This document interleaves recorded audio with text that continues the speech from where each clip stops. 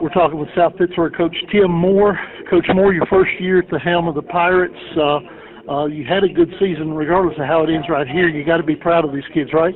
Well, yeah. I mean, I know our kids are dejected right now, but they'll look back and they'll know they gave a good effort and a good season and had a great something to remember. You know, they came over here with high expectations, taking that gold ball home, and they're really down right now. But you know, they had a good season, and it's something to remember.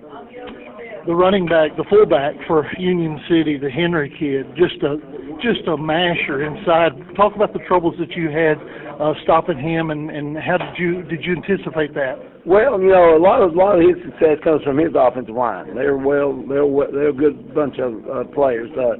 Going into this game, they were probably the best technically sound offensive line I'd seen all year that we went against.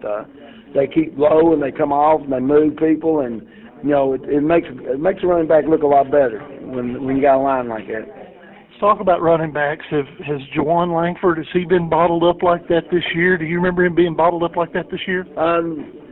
Juwan had a tough game. You know, I'm not making excuses for Juwan. He's been the last 3 weeks been battling a bad ankle injury, and he just couldn't make some of the cuts he normally does, and wasn't as explosive, and that limited his success today. Khalil Mitchell had a great touchdown run on it. Looked like backyard plays that started to break down. He cut it back and went to daylight. Talk about how big a play that was. Yeah, that was a huge play. You know, he took something bad and made something good out of it. You know, they had us stuffed on the play side, and he saw that and bent it back, and luckily he had a couple of blockers backside left that got him on into the end zone. All right, I know you got several seniors.